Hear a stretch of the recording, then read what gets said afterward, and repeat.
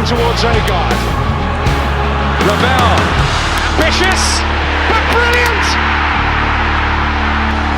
I don't believe it! I swear I do not believe it! And they are back on terms! Hello, welcome to the Rotherham United podcast. We've got a good one today. I'm happy with this one. After 6 games worth of negativity, this one is good. I'm going to enjoy it because we enjoyed the game and enjoyed Saturday evening having 3 points as well. Mick is here. Hello, Mick. Hello. And Ben. Hello. As well. It was massively enjoyable, wasn't it? Yes, yes, it was. Yeah, absolutely. Cracking game, cracking performance, cracking result, fully deserved, a lot of it. Yeah. For both the team and for us as supporters as well, but mainly for Paul Warne and his team. Yeah. There were some gutsy decisions you had to make in terms of selection as well, which I suppose we'll come on to in a minute. But in terms of the overall performance, Ben, so far this season, how high does it rate? Is it up there with the Wednesday performance, or? Yeah, probably. I actually watched the whole of this one. We were shocked. Yeah. I was really happy with it. It just looked like a different team. Crooks looked like a different player. Vass looked like a different player. It was just all round great performance, to be honest. Yeah, I completely agree. So I'll go through the 3 changes and 2 pretty big changes, really. Olosunde came in for Jones, which I don't think was really a surprise. Woody came in for Harding, which was quite a big call, bearing in mind that Woody was pretty bad against Coventry. And I suppose Harding has been poor past couple of games, hasn't he? Yeah, I mean, Harding's not performed very well, like you said. Last 2 or 3 games, to be fair, from being sort of man at match, virtually a shoo-in for man at match every game, he's gone from there down to, sort of, well, should he really be playing? But having said that, like you said, against Coventry, Woody was poor, I thought, and probably at fault for at least one, if not both the goals. Both of the 2 goals we got conceded in the first half. So yeah, big call. Yeah. He had an okay game, Woody. No major issues, I didn't think. There were one moment in the first half, weren't there, where he tried to come and get involved in the game when Icky had already sorted it out. Yeah. So there is work to be done in that 3 at the back with Woody as your middleman. But the big decision, which I think shocked everybody, Johansson came in for his 2nd career start, Ben. Yeah, that's I don't know why. Is there any news on? No, he were on bench, Blackman, so I don't think there's any injuries. I don't know why that he made that decision, but he played alright. I thought he played quite well, to be honest. It weren't amazing, were he? His kicking was very, very good, actually. But yeah, wait, is that because we're used to Blackman's kicking? Possibly, you might be right about that. I thought he played well. I don't know why he come in. Maybe it's just resting him. I don't know. But he's a keeper, so I don't know. He played well. I'm happy with it. Do you keep his place, Mick, for next week? Well, for Wednesday? I think he's got to. For me, he has anyway. I mean, like Ben's just said there, he played well. Yeah. The only one mistake that he made was the injury that he sustained when he took himself and Woody out of that game for a ball that had already gone out of play, which was a bit of a bizarre set of circumstances, really, to be honest. But yeah, no, I thought he had a good game, and it does instill me with confidence. It does instill me with more confidence than Blackman does. I'm not convinced he's as good a keeper at the moment, but he is performing better, if that makes sense. Yeah. So yeah, I mean, I don't see any reason why he loses his place, to be honest. Yeah, I think it's a fair point. On the overall performance, we sometimes look to expected goals because they're a good indicator of performance. We had the 2nd highest expected goals in the Championship this weekend. Yeah. Was a 2 point something. I ain't got the figures in front of me. But Bristol City, we limited Bristol City. Their expected goal was 0.3. That's how we restricted a pretty free-flowing attacking team at the best, Bristol City. Yeah. We did not give them a look-in from minute 1. No, we didn't. They got absolutely gaffered. Yeah, I mean, that's the performance that we've been looking for. Yeah. It's the same performance, to be fair, that we put in against Bournemouth. A very similar performance to the performance we put in against Brentford. But Bristol City are not Brentford, and they're not Bournemouth. Much as they like to think that they are, they ain't. Now I understand that they're probably suffering. They're suffering similarly to us with injuries.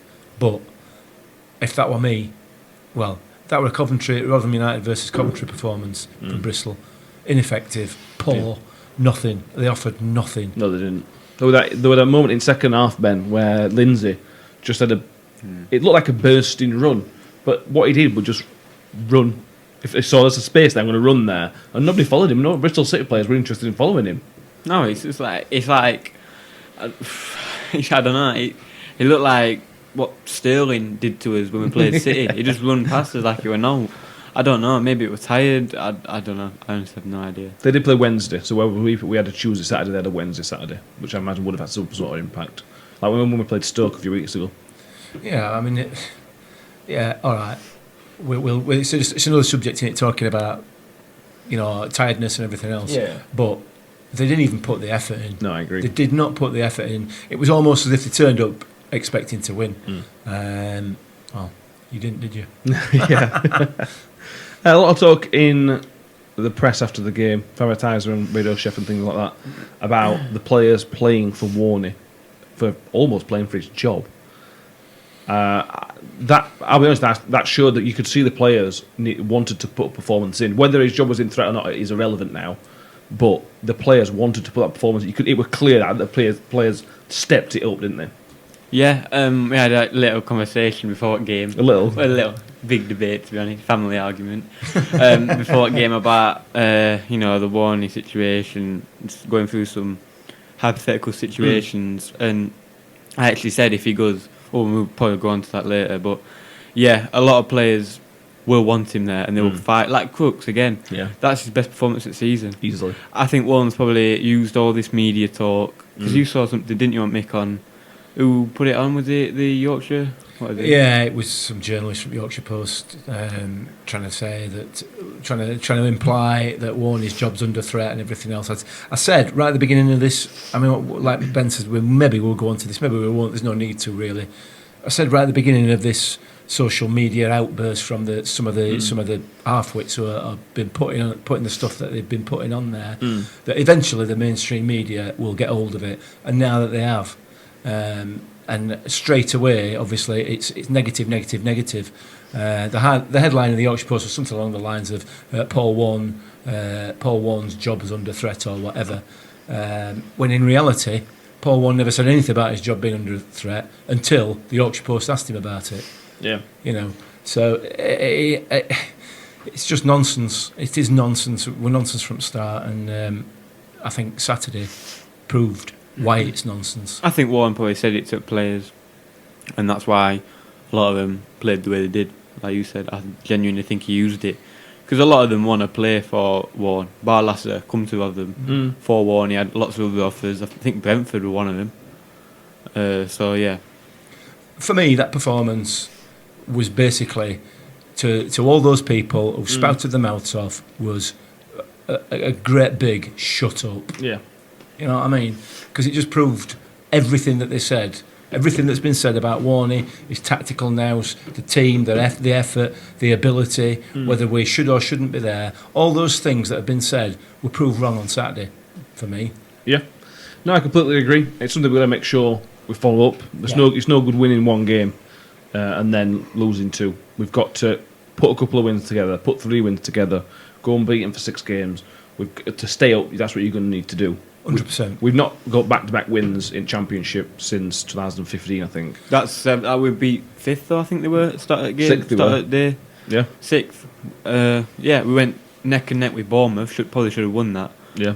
I just think it's a little bad form this past.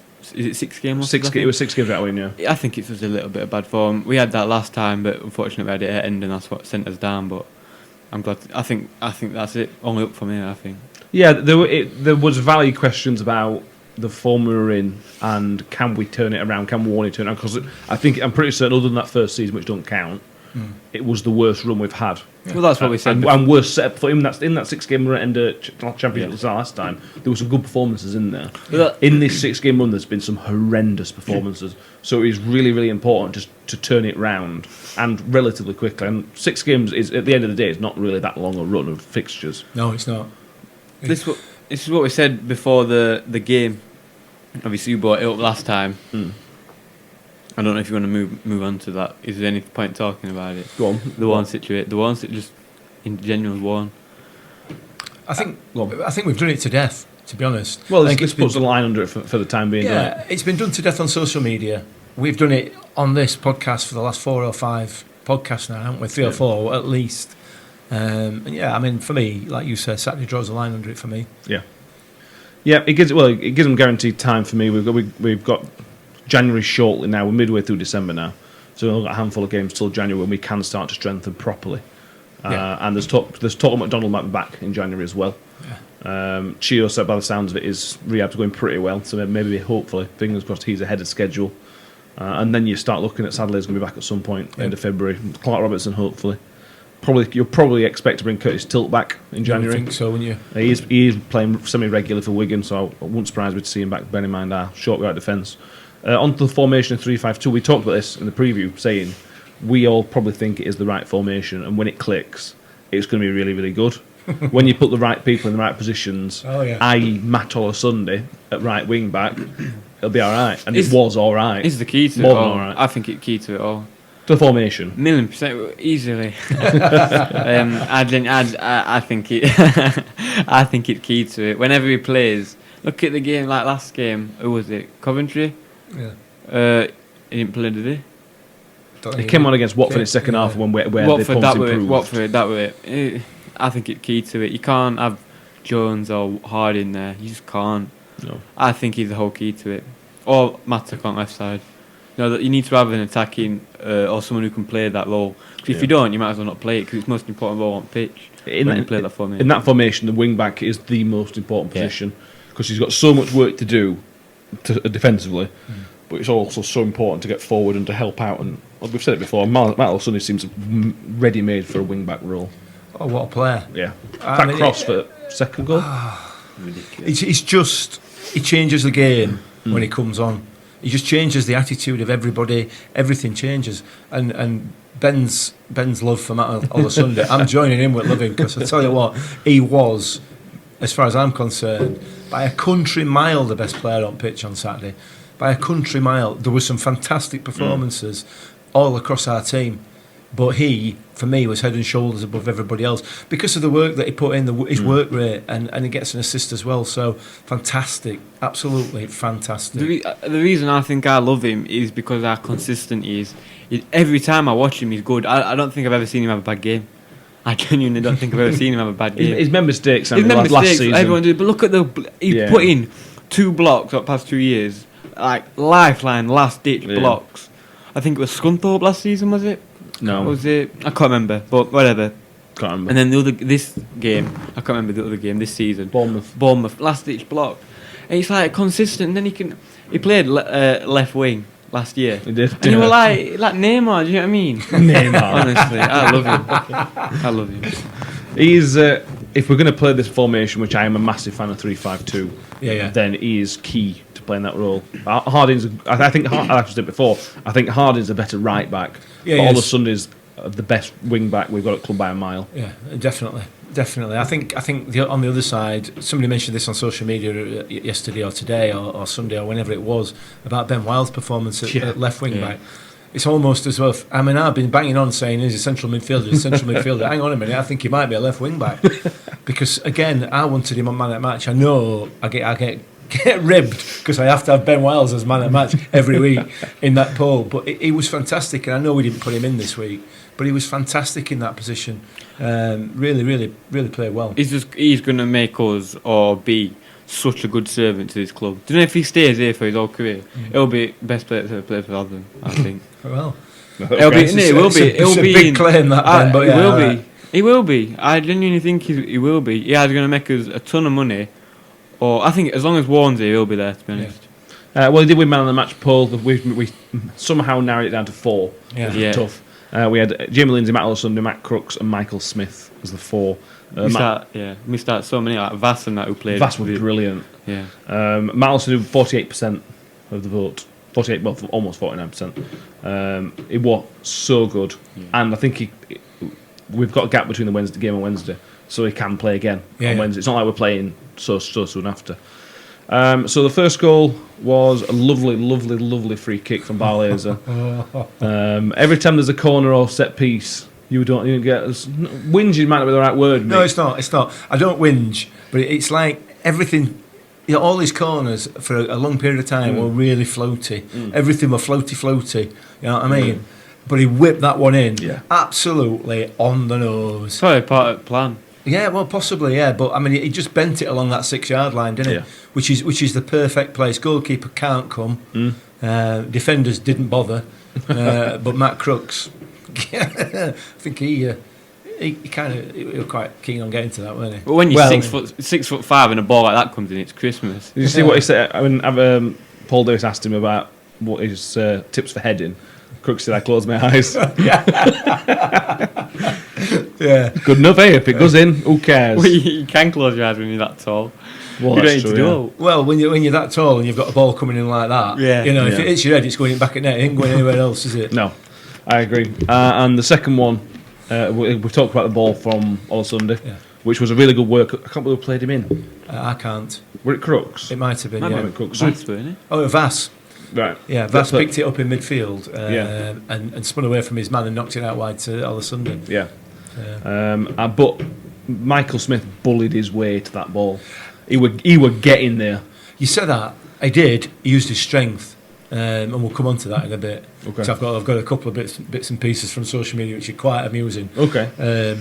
But he made a really intelligent run across the front of the Yeah. defender. The defender tried to stop him, and that's where his strength and power came in. But he was having that ball. Yeah, he were. And the defender should have had that ball. You were Viner, weren't you? Viner, yeah. Well, Zach Viner, Yeah. well, it's a little present from Zach back to us, isn't it, I think.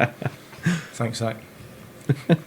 Yeah, he got pulled at half time, didn't he? Yeah, he did. Him and did Hunt come off at Yes, half time he as did, well? The two former Millers got pulled at half time. But I think Brecken said it in commentary. He wanted to see a bit of fight from Smith. Yes. And he caused Viner no end of problems, and that's why Viner got brought off. Yeah. Well, the thing is, you see in the Championship, you see these big, bodybuilder centre back. Well, not bodybuilder, built like fridges. Do you know what I mean? Yeah. Like pub players, and Viner's not that. So the moment he comes up against someone like Viner, he's just gonna have him for breakfast, isn't he? We're back to Smith. He had a couple of quiet games. He didn't think he's played badly, but he had a couple of quiet games. But he was sort of back to that QPR performance on Saturday. Yeah, he was. He was outstanding Saturday, I thought. Played really, really well. And if he could, it's just, well, if he could play like that all the time, he'd be playing for a top Championship side. But having said that, that'd probably be us still. If he were playing like that, yeah. Vass didn't make it onto the man of the match poll, but I thought again, Vass was brilliant. Yeah, he was. He was, definitely. He runs and runs and runs and runs and runs. Yeah. He won flick-ons as well. Yeah. It was so good all around, wasn't he? It was good to see him being so disappointed about being taken off. Yeah. It shows a bit of passion and I'm not. That's not disputing the fact that he has got. I'm not saying he's not a passionate player or anything like that, but he's not had a great season in terms of being picked.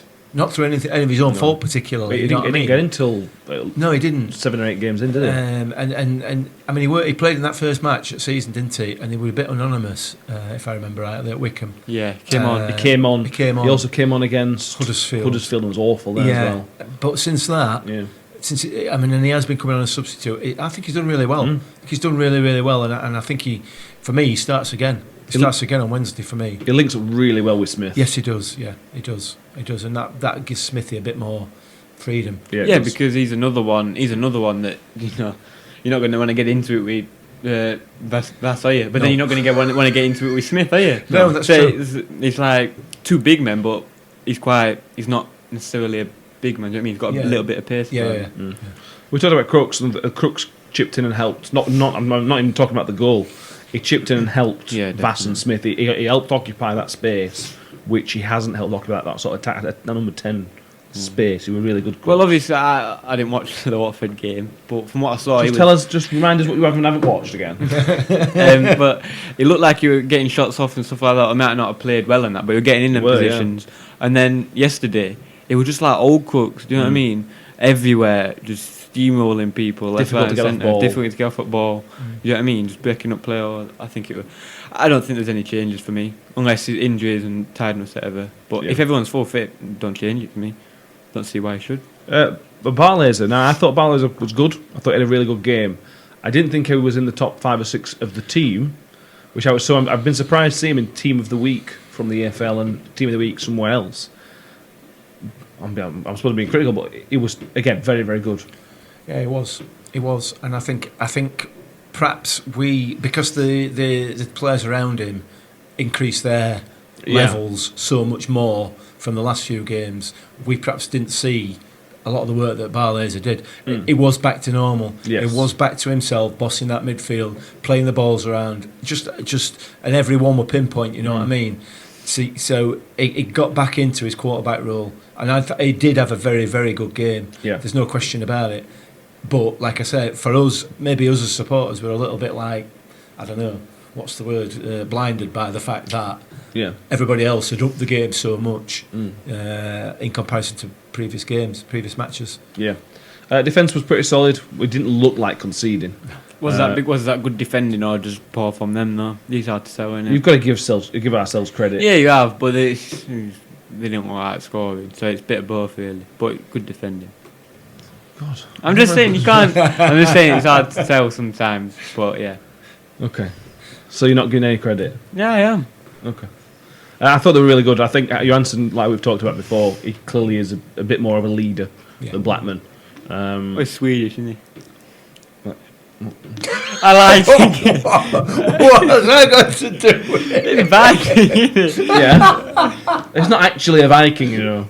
I know he's not, but everyone knows I like a good country stereotype. Listen to the podcast, I've got someone there. Yeah, that's true. Yeah, you haven't you? Yeah.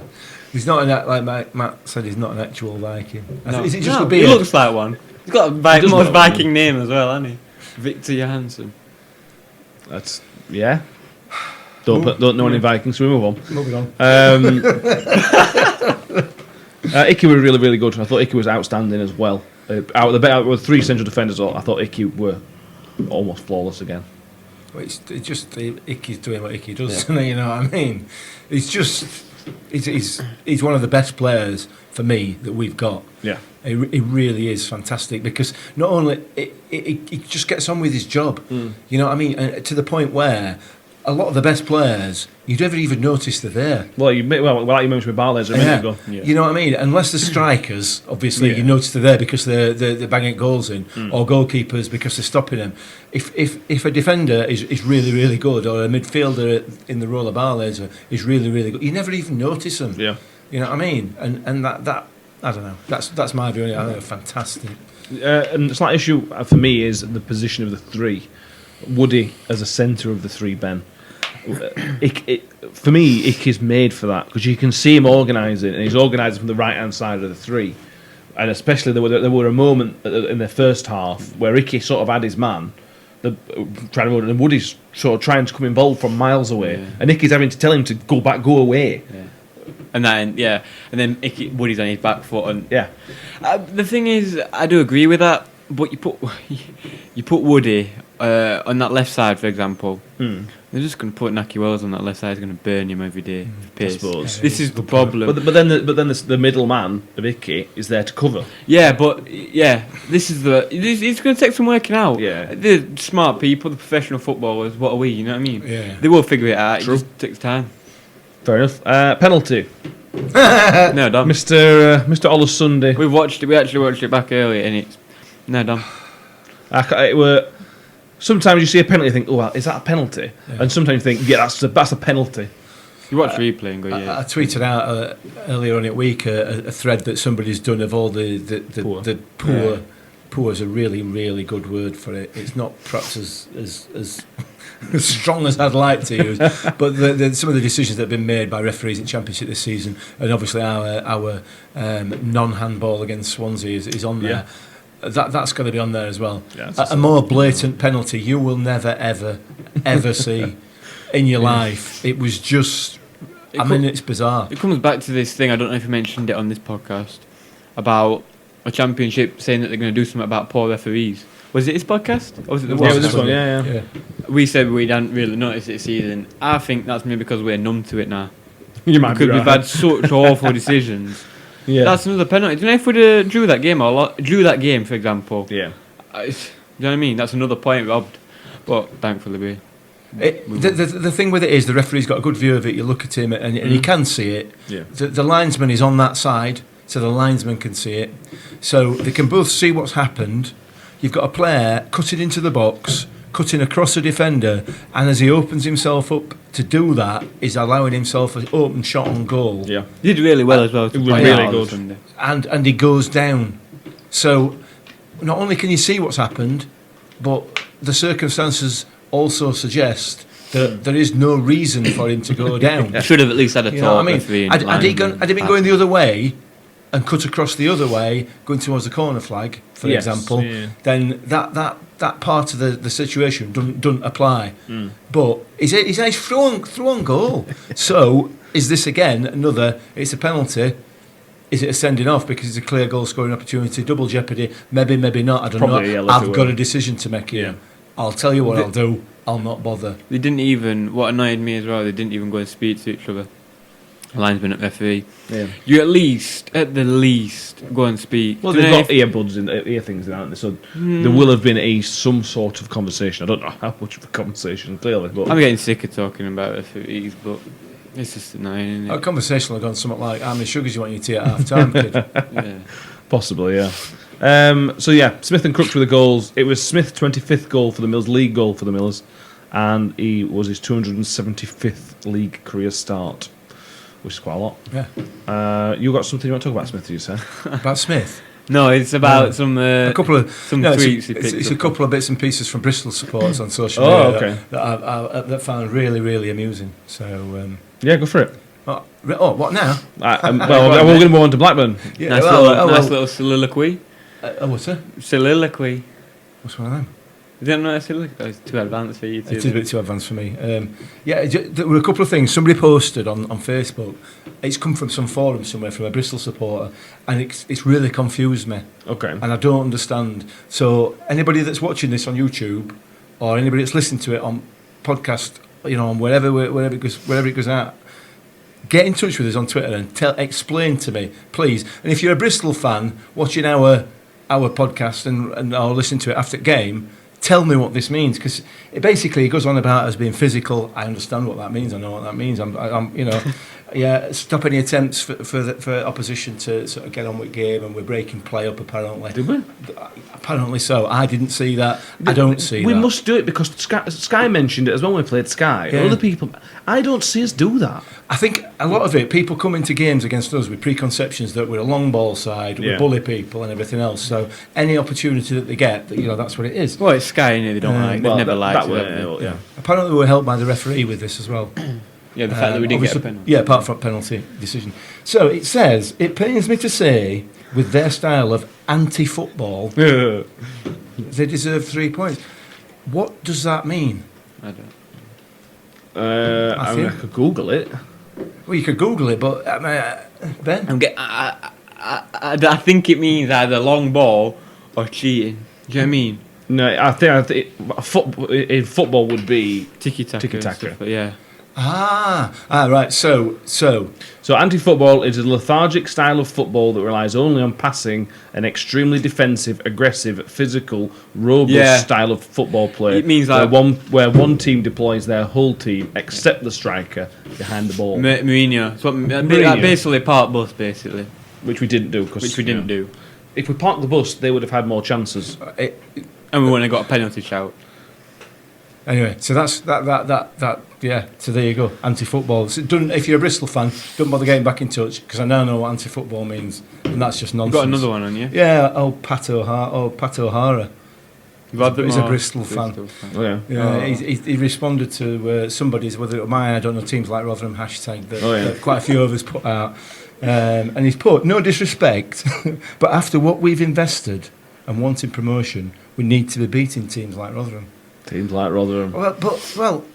So what he's saying there, I'm going to say he's implying it, he's not implying it, he's saying it, because they spent a lot of money, we should just roll over. Let them beat us. They should be beating us. Why are we letting teams that spent all this money? I need to know this, and this is something that Warney needs to answer. And if the bloke from Yorkshire Post wants to ask any searching questions of Mr. Warne, this has got to be one. Why are you allowing teams that spent all this money? Why are you not letting them win? Honestly.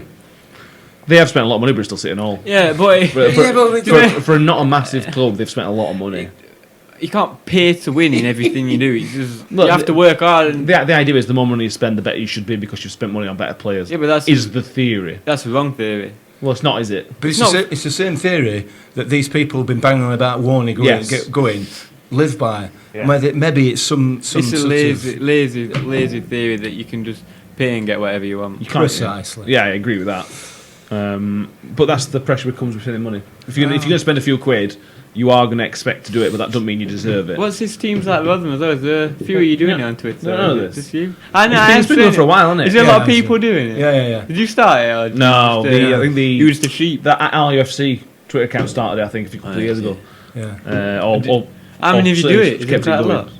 Basically, it's just you get when you play teams who are up at the top of whatever division. Yeah, I know. Bournemouth were a bit Bournemouth, yeah. I know. There's always somebody tweeting out, "Well, we should be beating teams like Rotherham." Yeah, I know. How many people? How many of you do it? Is it quite a lot? There's quite a few people. Are you an organised group? Yeah, we're an organised group. We meet every third Tuesday. As long as Rotherham's not playing, and then you get some people getting angry about it. Yeah. We have a rant. We have a special ranting table that people can sit on. You should pioneer it. Yeah, I know what to do now. I don't know what you're on about.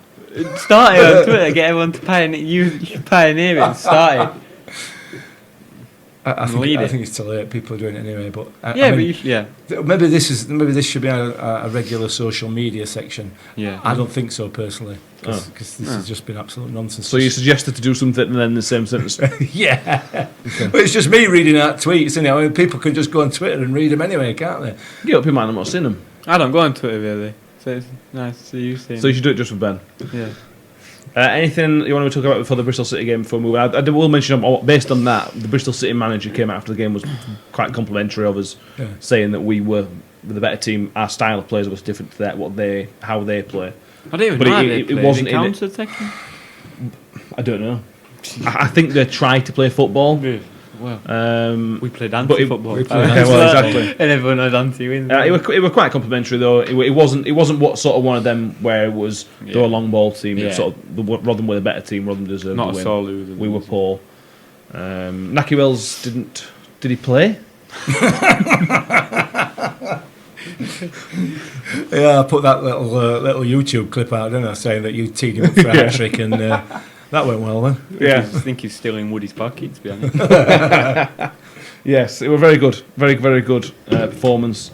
Up there with one of the performances of the season so far. But like we say, we're going to move on to the Blackburn game. It's no good winning one game. No good winning one game and then not winning for three. You've got to follow it up.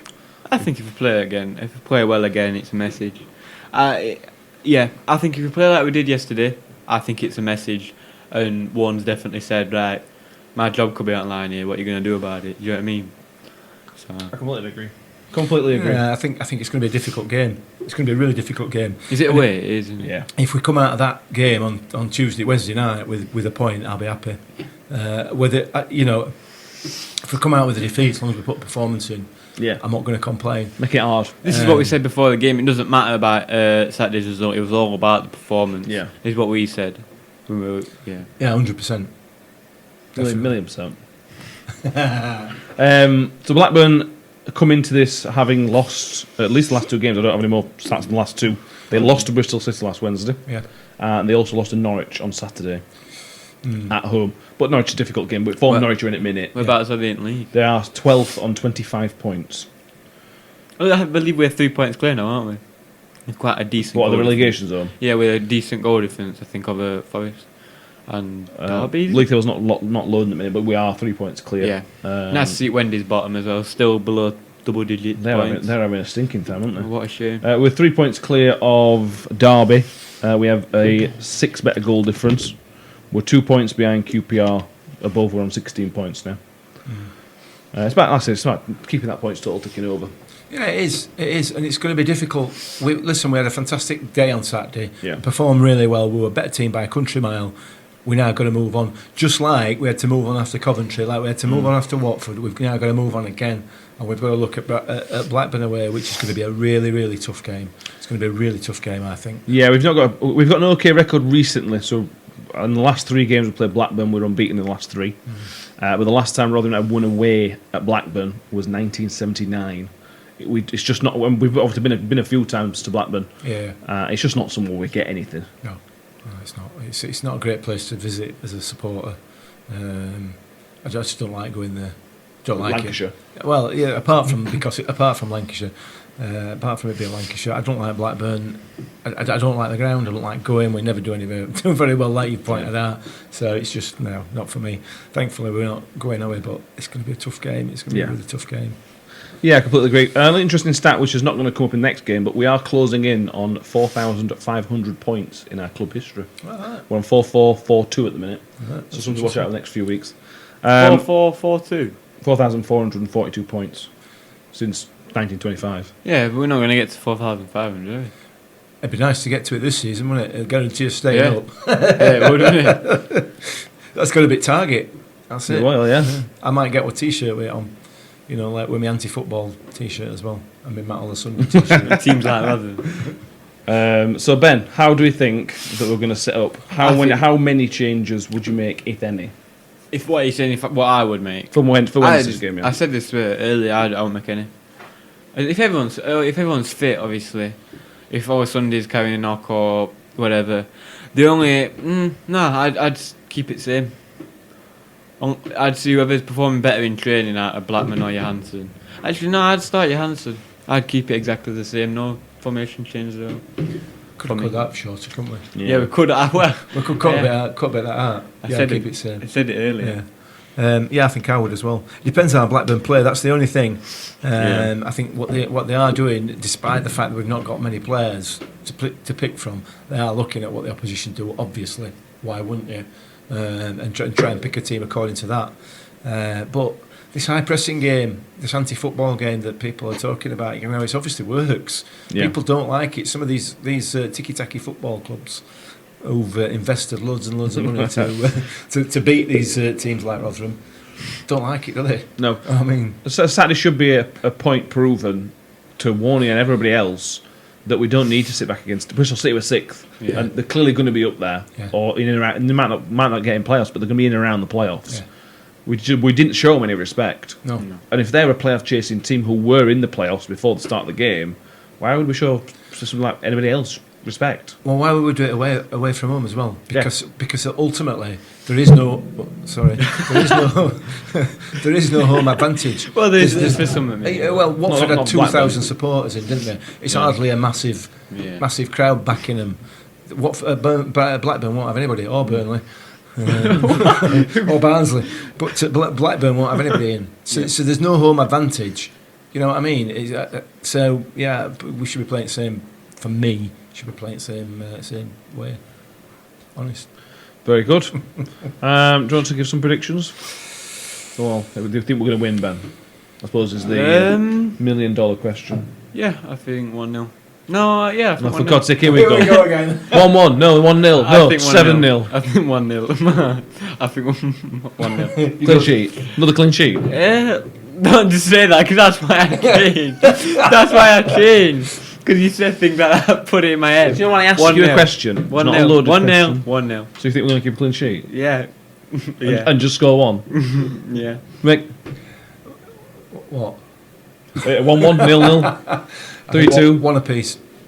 Okay. I think we'll get a draw out of it. I'd like to think we'll get a draw out of it. So one apiece, yeah. I go 1-1. I think the first we talked about on the last episode about clean sheets. We haven't kept a clean sheet for Preston since Wednesday. Since Wednesday game, and that's now our 3rd clean sheet of the season now, which is really good. And like I said, we didn't look like conceding, which is the most important thing. What did Nakhiwel's had that shot from a free kick, which was miles out early on. We're going wide anyway. Which were going wide. Yeah. I don't think they had any other shots on target. Not on target. We had that awful header that Janssen made a bit of a meal of. He ate this one, didn't he? when you did it wide and keepers get that one. Oh yeah, he didn't make a meal of it. Yeah. No, I agree. I think why not? Let's go for it. What we got to lose? Well, we've got nothing to lose, have we? No, we've got nothing to lose at all. So yeah, let's go for it. Definitely go for it. Blackburn started the season pretty well. They were free scoring early on. They've just sort of dropped. They're not awful, but they've dropped off a lot since then. So I think we're playing at the right time. Better to play them now than 2 months ago. Yeah, absolutely. Ref watch. You know what referee is? It's the Australian guy again. It's that Australian guy who refereed against Piggies. He's a good ref. Jared Gillett, isn't it? Yeah, Jared Gillett. So I'm quite pleased with that because he does seem to be a decent referee. He's highly rated in He's on VAR as well. He were VAR on the Leeds game on Friday night. Right. So he's very highly rated. Highly Highly rated in Australia, wasn't it? Yeah. He were like, I don't know, Mike thingy. What's his name? Mike Dean. He was like the Mike Dean of Australia. Well, everybody hates Mike Dean. No, I don't. He's not. I mean, very well known. Mike Dean, the one that gave us a penalty, gave United a penalty against us, and Harry Maguire threw himself on the floor. Not like that. I mean, everyone knows who he is. Howard Webb. God. We only like him because he's from Rotherham. Yeah. Well, whatever. It's well known. That's what I was gonna say. That's Ryan Babel if he likes Howard Webb. Who's that? Ryan Babel. He tweeted a shirt Babel. with Howard Webb wearing a Man U shirt, didn't he? Yeah. But yeah, he reffed the game well against Wednesday. He did, yeah. So Yeah, he did definitely. hopefully we can get another semi-decent performance. Yeah, it'd be nice to get another penalty and send it off. And 3-0 win. And 3-0 win. So yeah, I'm comfortable with that. Thinking it through, I think that might be my prediction. What, 3-0 win? A man sent off and a penalty? No, probably not. No. Okay.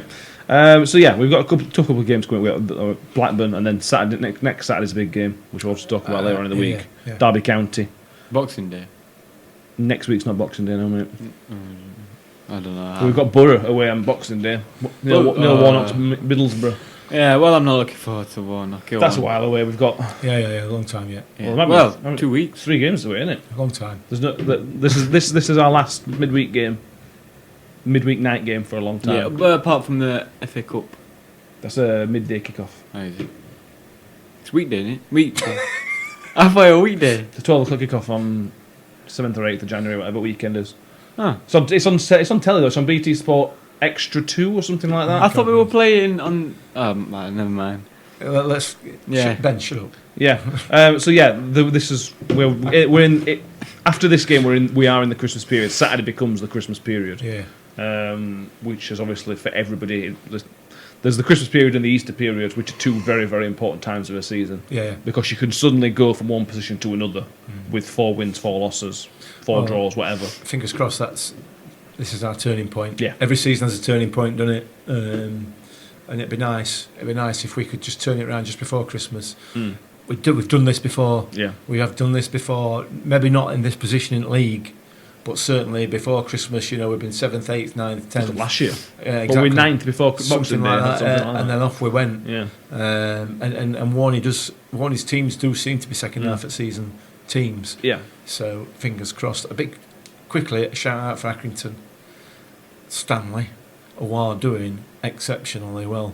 You picked the week where they lost. Yeah, I accept that. I know, but they've gone away to Wigan and scored 3 goals, but they're well up there.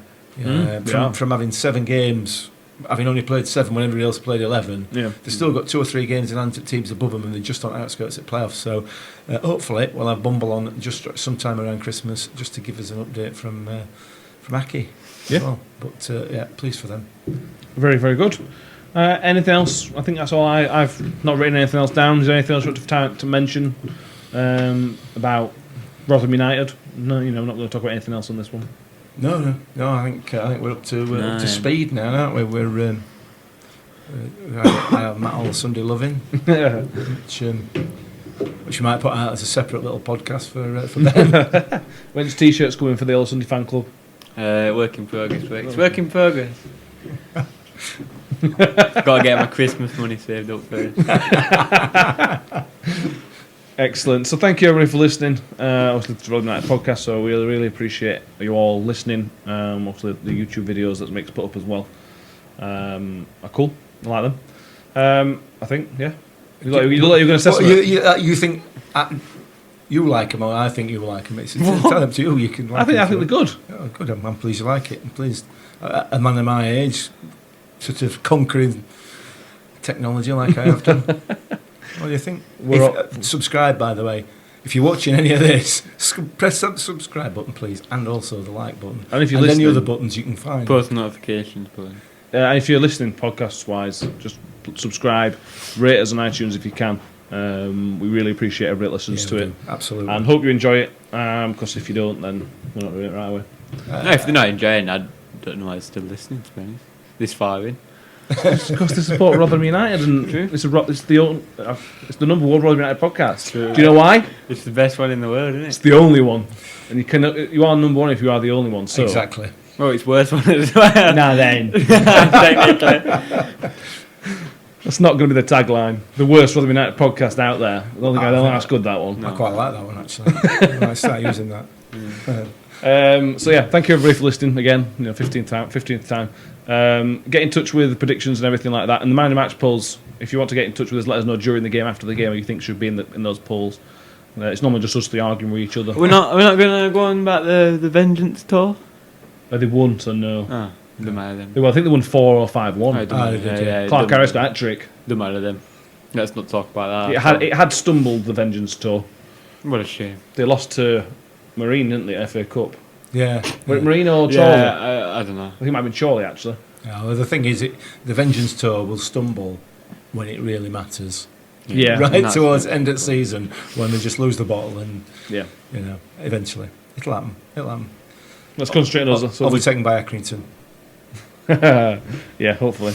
So yeah, we will see you all because it's a Wednesday night game. Obviously, with we'll be out on Friday again, like it was last week, and then we'll look ahead to Derby and the upcoming Christmas period, which we might festive time, Christmas hats, that type of thing. Oh right, that's tradition. It is. That's true. Yeah, that's true. If you see anyone at games next year, obviously not this year with Christmas hats on, it's us. I encourage everybody to sit at home this season from the Derby game onwards. Yes. Find yourself a Christmas hat. And so the thing is, you wear it from what we do every single year.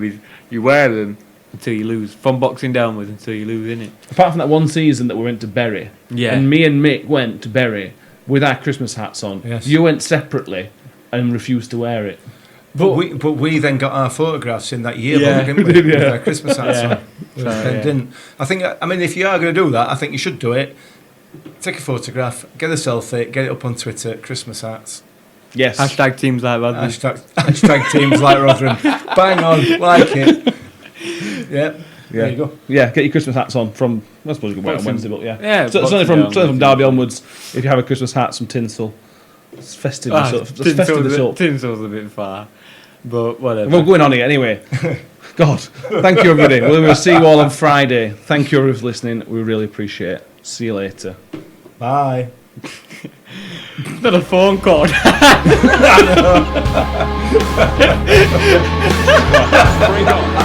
towards Agard. Ravel. Ambitious.